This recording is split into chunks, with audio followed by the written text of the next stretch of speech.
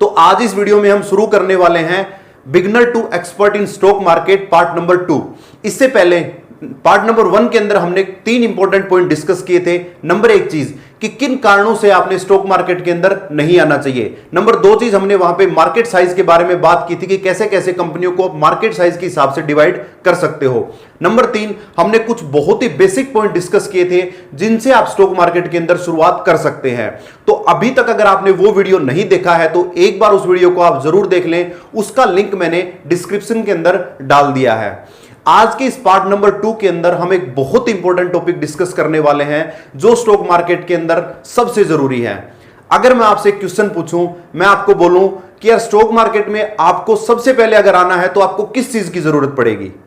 आप सोचिए जरा, सबसे जरूरी पार्ट क्या है स्टॉक मार्केट के अंदर आने के लिए? जी हां, सबसे जरूरी पार्ट है पैसा। कि अगर हमारे पास पैसा नहीं होगा तो हम स्टॉक मार्केट के अंदर इन्वेस्ट क्या करेंगे। तो आज की इस वीडियो में हम डिस्कस करने वाले हैं पैसे के बारे में कि हमारे पास कितना पैसा होना चाहिए, वो पैसा कहां से आएगा और उस पैसे में से कितना हम स्टॉक मार्केट के अंदर इन्वेस्ट कर पाएंगे। और ये भी बहुत ही आसान सी लैंग्वेज के अंदर मैं कोशिश करूंगा आपको ये चीज मैं समझा सकूं। तो नमस्कार दोस्तों, मेरा नाम है संदीप बुरा। शुरू करते हैं आज की पावरफुल वीडियो।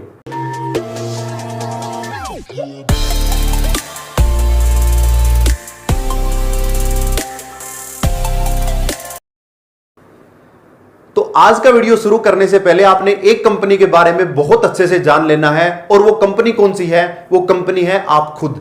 यानी सबसे पहले हमें अपने आप की स्टडी करनी है कि हमारे पास कितना पैसा है। अगर पैसा है तो रियल में कहां वो लगा हुआ है, अभी कितना हमने इन्वेस्ट कर रखा है और उस पर कितना रिटर्न आ रहा है। जब आप अपने खुद के फाइनेंशियल पढ़ोगे ना तो धीरे धीरे आपको कंपनी के फाइनेंशियल आने स्टार्ट हो जाएंगे। मैं आपको एक छोटे से एग्जांपल से बताता हूं। मान लेते हैं कि आपने कार लोन ले रखा है 10 लाख रुपए का। हो सकता है कंपनी के पास कार लोन हो 50 लाख रुपए का कि उसने 5 गाड़ियां ले रखी हैं। तो जब आप इस स्टेटमेंट को पढ़ोगे ना, अपने खुद के स्टेटमेंट को, आपको धीरे धीरे कंपनी के स्टेटमेंट भी पता लगने शुरू हो जाएंगे कि कैसे कैसे वो भी अपने एसेट को, अपनी लायबिलिटी को, अपनी नेटवर्थ को मैनेज करती हैं। तो सबसे पहले आपने खुद के ऊपर काम करना है। आपने अपनी एसेट, लायबिलिटी और आपके पास कितना फंड है, यह आपने सबसे पहले आपको देखना पड़ेगा। तो अगर सिंपल वे में बात करूं, सबसे पहले हमें अपनी बैलेंस शीट देखनी है। जब हम अपनी बैलेंस शीट बनाएंगे तो हमें आइडिया आ जाएगा कि कैसे कंपनी अपनी बैलेंस शीट बनाती है। अब हम बात करते हैं स्टेप 1 के बारे में। इसमें आपने अपना इमरजेंसी फंड अलग कर लेना है। अब इमरजेंसी फंड कौन सा है? मान लेते हैं कि 1 महीने बाद, 15 दिन बाद आपको 2 या 5 लाख रुपए की जरूरत पड़ती है, तो आपके पास उतना पैसा जरूर होना चाहिए। अब कितना इमरजेंसी फंड हमारे पास होना चाहिए? मान लेते हैं कि आपकी ईयरली इनकम 3 लाख रुपए के आसपास है, तो कम से कम आपके पास 5 से लेकर 7 लाख रुपए तक का इमरजेंसी फंड जरूर होना चाहिए। मान लेते हैं कल को कोई आपको मेडिकल इमरजेंसी आ जाती है या और कोई इमरजेंसी आ जाती है, तो वो फंड आपके पास 100% होना चाहिए। अब उस इमरजेंसी फंड को इन्वेस्ट करने का सबसे अच्छा तरीका क्या है? आप या तो उसका बैंक का एफडीआर बना सकते हो, क्योंकि उसको आप तुरंत तोड़ सकते हो और तुरंत उस पैसे को अपने पास ला सकते हो। दूसरा एक तरीका हो सकता है कि आप उसका सेविंग फिक्स अकाउंट बना सकते हो, कि यानी थोड़े थोड़े अमाउंट के बाद आपकी एफडी बनती रहेगी और वो पैसा आप बैंक में आपका सेफ रहेगा। आपने एक पॉइंट का जरूर 100% ध्यान रखना है कि इस इमरजेंसी फंड को आपने कभी भी स्टॉक मार्केट के अंदर इन्वेस्ट नहीं करना है। उसका रीजन मैं आपको बताता हूं। मान लेते हैं कि आपने 2019 के अंदर अपना इमरजेंसी फंड स्टॉक मार्केट के अंदर लगा दिया। मान लेते हैं 5 लाख रुपए आपने लगा दिए। 2020 में जब कोरोना आया तो मार्केट लगभग 30 से लेकर 40% के आसपास टूट चुकी थी। और अगर दिसंबर 20 में आपको 5 लाख रुपए की जरूरत होती तो उस 5 लाख रुपए की दिसंबर 20 के अंदर वैल्यू होनी थी लगभग 2 लाख रुपए।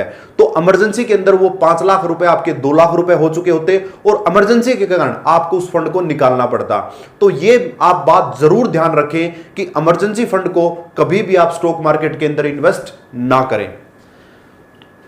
अब हम बात करते हैं स्टेप नंबर 2 के बारे में। इसमें आपने क्या करना है? अपने एसेट की एक लिस्ट बना लेनी है, यानी कितना पैसा आपके पास है और वो कहां कहां पे है। इसमें आपने करना यह है कि अपने एसेट की आपने लिक्विडिटी के हिसाब से लिस्ट बनानी है। अब लिक्विडिटी क्या चीज है? मान लेते हैं कि कल को आप उसको पैसे को लेना चाहो या आप कहीं उसको इन्वेस्ट करना चाहो तो क्या आपके पास वो आ पाएगा?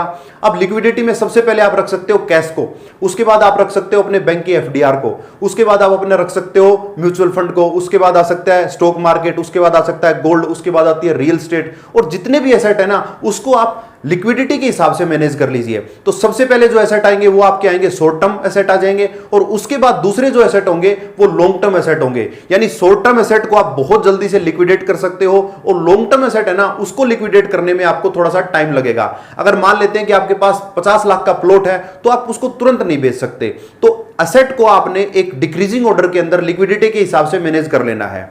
दूसरा काम आपने क्या करना है ना, अब आपने ये देखना है कि उसकी रियल अमाउंट कितनी है, यानी कैश में आपके पास कितना पैसा पड़ा है। जैसा मैंने टेबल के अंदर दिखा रहा है कि अगर मान लेते हैं कि कैश में आपके पास 50,000 रुपए, तो उसको आप राइट डाउन कर लीजिए। एफडीआर अगर 3 लाख की है उसको आप लिख लीजिए, और तीसरा कॉलम आपने लिखना है कि कितना % रिटर्न आप इस पे कमा रहे हो।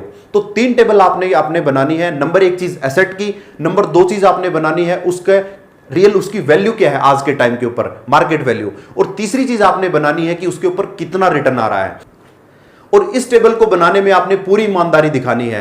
इस चीज से आपको 3 चीजें पता लगेंगी। नंबर 1 आपके पास कितने एसेट हैं, नंबर 2 चीज उनकी रियल में आज के टाइम पे वैल्यू क्या है, और नंबर 3 चीज उनके ऊपर कितना रिटर्न आपको आ रहा है। आपको जब ये टेबल आप क्रिएट कर लोगे तो आपको रियल में ये आइडिया लग जाएगा कि कितना फंड आपके पास अभी है जिसको आप इन्वेस्ट कर सकते हो या किसी दूसरी जगह पे इन्वेस्ट किया।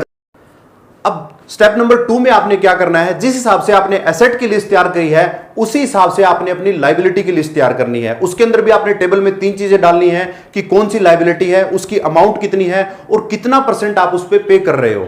जब आप अपनी लायबिलिटी की लिस्ट रेडी करोगे तो आपको यह पता लगेगा कि रियल में कितने तरह की लायबिलिटी आज के टाइम पे आपके ऊपर है। जब आपके एसेट की और लायबिलिटी की लिस्ट दोनों रेडी हो जाएंगी तो आपको रियल अपनी पिक्चर क्लियर हो जाएगी कि मेरे पास एसेट कितने हैं और लायबिलिटी कितनी है, और मेरी रियल में नेटवर्थ कितनी है। अब नेटवर्थ का क्या मतलब है, आप अपने एसेट में से अपनी लायबिलिटी को अगर माइनस कर दोगे तो वो आपका नेटवर्थ आ जाएगा। जब ये टेबल रेडी हो जाए तो आपने एक बार अपने एसेट और लायबिलिटी को बड़े गौर से देखना है और कुछ चीजों को फाइंड आउट करना है जो मैं आपसे डिस्कस कर रहा हूं। नंबर 1 चीज आपने ये देखना है कि आपकी लायबिलिटी में कोई ऐसी लायबिलिटी है क्या जिसके ऊपर आप 15, 16, 17, 18% रिटर्न पे कर रहे हो। मान लेते हैं कि आपके पास आपके क्रेडिट कार्ड की कोई 1 लाख रुपए की अमाउंट ड्यू है और क्रेडिट कार्ड के ऊपर जो इंटरेस्ट रेट आप पे कर रहे हो वो 20% के आसपास है। दूसरी तरफ आपके पास सेम अमाउंट का एक एफडीआर एक बैंक के अंदर पड़ा है जहां पे आपको 5% रेट ऑफ रिटर्न मिल रहा है, यानी 20% आप वहां क्रेडिट कार्ड का पे कर रहे हो और एफडीआर पे आपको 5% मिल रहा है। तो आपने सबसे पहले क्या करना है ना, इस एफडीआर को तुड़वा के ये क्रेडिट कार्ड का बिल पे कर देना है ताकि आपको 15% का तो डायरेक्टली बेनिफिट हो जाएगा। और भी बहुत सारी चीजें हैं जो आपको अपने एसेट और लायबिलिटी के टेबल को देखने से पता लग जाएगी। जब आप ये एसेट और लायबिलिटी वाला काम कंप्लीट कर लें तो आपने 5 चीजें जरूर ध्यान में रखनी है। नंबर 1 चीज, क्या आपके पास सही अमाउंट में इमरजेंसी फंड है और क्या उसको आपने सही से इन्वेस्ट किया है, नंबर 1। नंबर 2 आपने देखना है कि आपके एसेट कितना रिटर्न आपको दे रहे हैं। मान लेते हैं कि कोई एसेट बहुत कम रिटर्न दे रहा है तो उसको आप कोशिश कीजिए कि थोड़े ज्यादा रिटर्न वाले एसेट से चेंज करें। तीसरी चीज, अगर कोई डेप्रिसिएटिंग एसेट है ना तो हमें कोशिश उसको यह करनी है कि उसको एप्रिसिएटिंग एसेट से चेंज किया जाए। नंबर 4 आपने यह देखना है कि लायबिलिटी में कोई ऐसी लायबिलिटी है जो बहुत ज्यादा रेट ऑफ इंटरेस्ट आपका लग रहा है तो कोशिश आपने यह करनी है उसको किसी कम इन्वेस्टमेंट या कम रिटर्न वाले एसेट से उसको पे किया जाए। तो जब आप काम ये एसेट और लायबिलिटी वाला कर लोगे ना तो आपको रियल में ये आइडिया आ जाएगा कि आपके पास कितना पैसा है और कितना पैसा आप स्टॉक मार्केट में या म्यूचुअल फंड में या कहीं और आप इन्वेस्ट कर सकते हो। और जब आपको ये आइडिया लगेगा ना तब आपको रियल पिक्चर ये क्लियर हो जाएगी, क्या मैं स्टॉक मार्केट में इन्वेस्ट करने के लिए अभी रेडी हूं, अगर रेडी हूं तो कितनी अमाउंट के साथ हूं। तो उम्मीद करता हूं ये सीरीज आपको पसंद आ रही है। अगर ये सीरीज आपको अच्छी लग रही है तो इसको लाइक करें, अपने दोस्तों के साथ शेयर करें और इस चैनल को सब्सक्राइब करना ना भूलें ताकि आपको लेटेस्ट वीडियो के बारे में जानकारी मिलती रहे।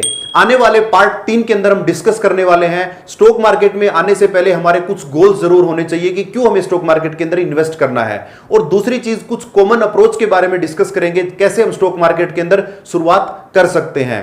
तब तक के लिए सीखते रहिए, सिखाते रहिए। जय हिंद, जय भारत।